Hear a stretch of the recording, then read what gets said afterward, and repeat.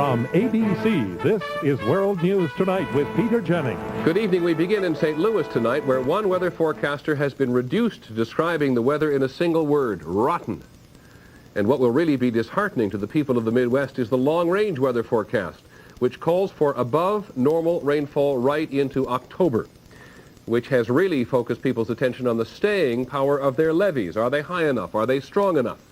Today's news in St. Louis, which is protected by a 52-foot flood wall, was enough to make them nervous. There was a leak. Here's ABC's Tom Foreman. City workers were scrambling last night to stop a leak under the flood wall protecting the north end of the city. By morning, it seemed under control, but with water still seeping through, a dike was being built as an emergency backstop should the wall give way. The problem is that there is a hole developed on the riverside here, and water is going underneath the wall and coming out on the land side. You're looking at something that's being set up temporarily to hopefully keep the water back. I mean, there's no guarantees. It's 50-50. There is growing concern about the continued pressure of all that water against the flood walls and levees. For days, the river level has been expected to drop, but new rains upriver have kept it high. Levees are soaked, and groundwater is moving beneath them.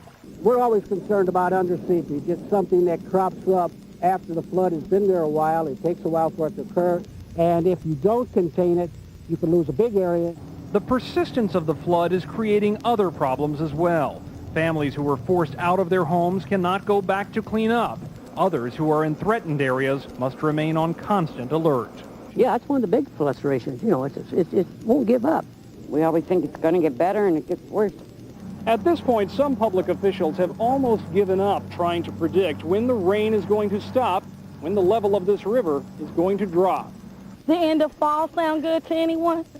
So residents of the flood zones can only do what they have already been doing for weeks. Hope for the best, watch and wait for an end which is nowhere in sight. Tom Foreman, ABC News, St. Louis.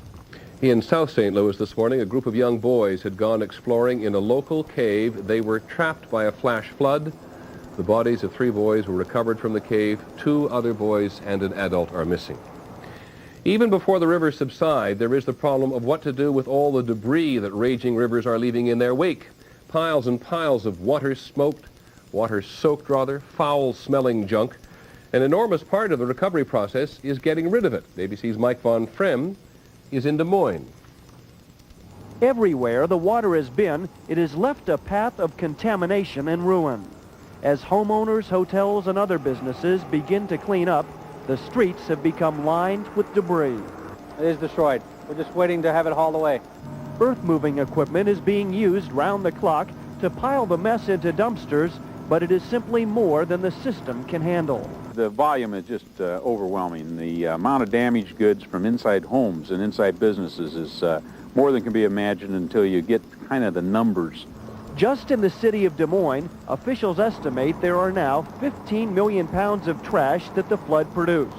There is a traffic jam at the landfill. Workers are also trying to screen every truck to make sure there are no hazardous materials. Refrigerators and other appliances have to be picked up and disposed of separately because they contain freon and other toxic materials. Sandbags are a problem as well, because they've been contaminated by the water and may have to be buried. And it will be weeks before workers can clean up the polluted riverbanks. There may be only one bright spot in all this. For those who have lost their jobs due to the flood, state officials now say there are unlimited employment opportunities cleaning up the mess. Mike Von Frem, ABC News, Des Moines. In a moment, we'll have the other news. The President's choice for Surgeon General explains herself today on Capitol Hill. There's been federal approval today for a new drug to treat multiple sclerosis. And this is Friday, so we'll have our person of a small voice of conscience. I got tired of talking about feeling fit, so I decided to do something about it. The hard part was putting the shoes on again. The easy part is eating Wheaties. It's made with 100% whole grain. Most cereals aren't. And Wheaties is a low-fat energy source. That's important. The kids made fun of me at first until they realized I could catch them easier, right? Right. I just like it when I feel more fit. That's why I'm getting into Wheaties. Only good, healthy things grow in Mrs. Dash's garden, where Mrs. Dash has created a salt-free blend of 14 herbs and spices that give food a livelier, zestier flavor. Mrs. Dash, a garden of flavors in 6 varieties instead of salt. Attention heartburn sufferers. If antacids work, why do I keep getting heartburn? You know, frequent heartburn may be a sign of a more serious medical problem. Your doctor has treatment plans that can help. Frequent heartburn. Isn't it time you talk to your doctor? On Capitol Hill today at her confirmation hearings, the President's nominee for Surgeon General talked about her basic philosophy. Dr. Joycelyn Elders told the senators, "I want to change the way we think about health by putting prevention first." Conservative opposition to her positions on abortion and contraception and questions about her finances touched off something of a political Donnybrook this morning. ABC's Jackie Judd is on the Hill. The hearing was barely underway when the bickering erupted. A Republican senator who opposes Elders used an arcane rule forbidding committee hearings while the full Senate is in session. The stalling tactic infuriated Chairman Edward Kennedy. I'm not going to be part of an effort to put this over for another week, another day, and to permit the scurrilous accusations to be made against this nominee. Another angry Democrat jumped in, saying it was time for women nominees to be treated with dignity. Could we proceed? They proceeded, but only long enough for Joycelyn Elders to read her opening statement. Since the rarely used ruling was in effect, the hearing had to be recessed. The Republican responsible for the delay, Don Nichols, went to the Senate chamber to explain himself. He complained that too little was known about Elders. Questions need to be asked. Documents need to be provided, evidence needs to be shown, so we'll find out the real facts. When the Senate adjourned for the day, the hearing could resume. Elders seemed flustered when quizzed by Republicans about her husband's failure to pay Social Security taxes for his mother's nurse. I don't feel that it was a violation of the law in regard to me, but, I think it was an error that was made. Another Republican asked the usually blunt-speaking Elders if she really had advised teenage girls to always bring a condom on a date. Elders said she was trying to encourage protection, not promiscuity. What I was really saying for the girls, I said, don't depend on the young man to say, I don't have one. You make sure that you have one. Overall, Elders seemed to weather the scrutiny of her critics. An administration official said today they have the votes for her confirmation as Surgeon General. Jackie Judd, ABC News, Capitol Hill. In Little Rock, Arkansas today, the funeral for Vincent Foster, the deputy counsel at the White House and the longtime friend of President Clinton. Foster apparently killed himself this past Tuesday. The president delivered the eulogy. Foster's body was then taken home to Hope, Arkansas for burial. As he left the White House this morning, the president repeated something he has said often since learning of his friend's death. "I don't think any of us will ever know exactly why his life ended the way it did." Mr. Clinton's confusion is classic among people who have been left behind when a close friend or a relative commits suicide. Here's ABC's Beth Nissen. Those who take their own lives leave so many behind. Family and classmates, friends and teachers, people from the house down the street and the office down the hall. They are left with so many questions and so much pain. Oh, it was an absolute shock. One minute he was in the home, and the next minute he was jumping off the roof. Betty Hayes lost her only son at 22. I mean, it's still to me almost unbelievable that that man would pick up a gun and put a bullet through his head. Joe Pesaresi lost her husband of 20 years. I just feel cheated more than anything else, because I didn't get the chance to say goodbye. Kurt Weirock's older sister hanged herself. 30,000 Americans take their own lives every year.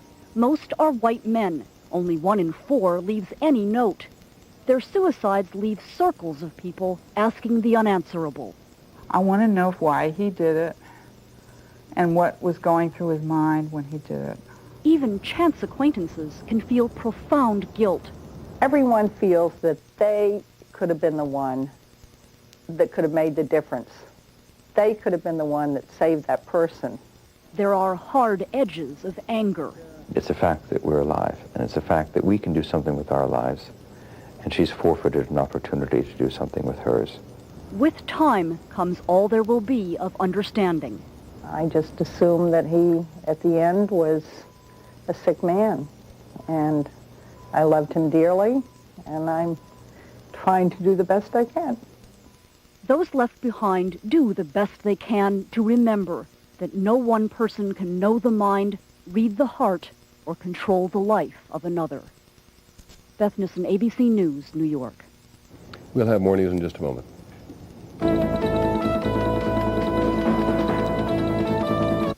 The Food and Drug Administration has approved the first drug to treat multiple sclerosis. It is called beta-serone. 350,000 Americans suffer from MS. There is no cure.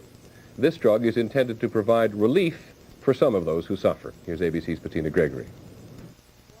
Suzanne Merchon is a manager at an insurance company. She must be able to read computer reports to do her job. But 2 years ago, she was diagnosed with multiple sclerosis, a degenerative nerve disease which affects vision, movement, and balance. Sometimes my vision will just start to blur, and then it'll gradually get worse and worse and worse. And on top of that, I have balance problems, numbness in my arms, my legs. But help may be at hand. Some victims of MS can use this new drug, beta-serone. This is the first time there's ever been a drug that will actually treat the disease and not just the symptoms. The government says this new drug will help at least 30% of those with MS, those with milder forms involving sudden and unpredictable attacks. Clinical trials on more than 370 patients showed that injections of beta-serone reduced the frequency of attacks and made the symptoms less severe. Beta-serone will not help those who have chronic or persistent forms of MS. Today's announcement says beta-serone is not a cure, but there are promising reports of other drugs still being tested on laboratory animals which may bring science closer to the cure MS patients are waiting for. Bettina Gregory, ABC News, Washington. But what to do while they wait for that cure? It is a measure of how much suffering MS can inflict and how desperate people are for something that might help. But a good number of patients are suddenly appearing in the Maryland town of Waldorf, seeking relief in an unusual place. Here's ABC's Bill Greenwood. 3 days a week, victims of multiple sclerosis come to the home of Pat and Ray Wagner, crowding in by the dozens, convinced that miracles happen here. Gotcha, huh? The secret? Bee stings. Pat Wagner says she's living proof that bee venom helps ease the symptoms of MS. She was partially deaf, blind, and paralyzed until she tried bee therapy last year as a last resort. If you were in my condition, you'd eat the bark off a tree if somebody told you it would work. So instead of eating bark, I got bee stings. Medical researchers agree that venom from honeybees does stimulate the human nervous and immune systems. And because of the effect it had on Pat Wagner, the family is anxious to share their bees with anyone who asks, free of charge. Hurts like a son of a gun, but I'm feeling a whole heck of a lot better. Patients slowly work up to 20 stings 3 times a week. Nancy Burkhart is a first-timer. Her legs have been numb for the last 5 years. But you can feel the same thing over here? Oh! We have feeling! Isn't that a wonderful change? The medical community is highly skeptical about this treatment, but professional researchers are also highly interested. Doctors caution that people with severe allergies to bee venom could have a fatal reaction. Still, clinical studies of the therapy are in the works. Certainly, the history of medicine is rich with examples of folk medicine becoming mainstream medicine. Faye Curry is one of Dr. Rickard's patients, but says the bee stings help more than her prescriptions. I'm walking better, stepping over things better. The bee venom does seem to provide relief for most of the people who come to the Wagners, and it gives them the hope they need to keep going until a cure can be found. Bill Greenwood, ABC News, Waldorf, Maryland. Well, it's quite a leap to Wall Street, but today the Dow Jones Industrials gained 21.5 points to close at 35.46. The trading was moderate. For the week, stocks gained about 18 points. When we come back, an anatomy lesson from Adam.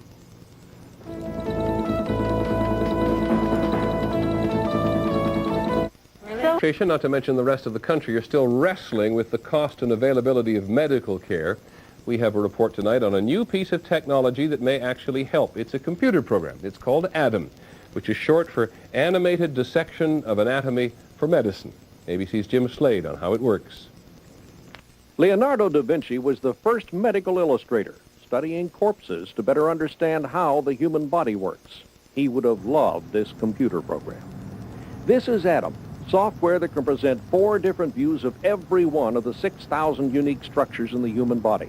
It took a team of medical illustrators 3 years to produce it, doing every drawing by hand. ATOM was designed to teach. Completed just this spring, the software is already being used by both students and faculty at nearly 100 of the nation's 126 medical schools. The ATOM program is a major breakthrough in the teaching of medicine. Now, through video or computer conferencing, programs like ATOM may allow doctors to treat patients a county or a continent away.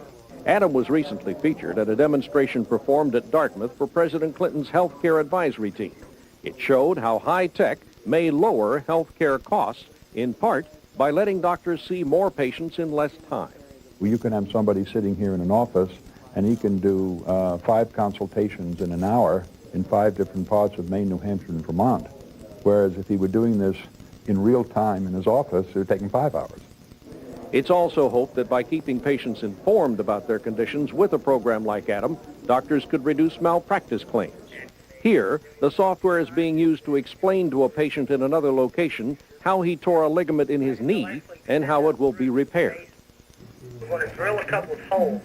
Some of the things we've seen here would allow consumers to understand better and help make better decisions about what's happening to their lives. One fan of ATOM thinks it might even attract young people to medical careers. This is another kind of video game. They know how to play a video game, and now we're putting in their hands knowledge that leads them to understand science. There is a female version of the software, which includes this segment illustrating pregnancy. As you might expect, the female portion of ATOM is called Eve. Jim Slade, ABC News. The other night we reported on a group of children who'd been abandoned without food or water at a mental hospital in Fonjica, Bosnia-Herzegovina. A team of British medics has now arrived, and instead of treating field wounds, they're now changing diapers. They will stay to take care of the children until the regular staff, which was driven off by the local Muslim militia, comes back. So far, only 4 of the 40 staff members have returned. We'll have more news in just a moment. World News Tonight with Peter Jennings and the Person of the Week.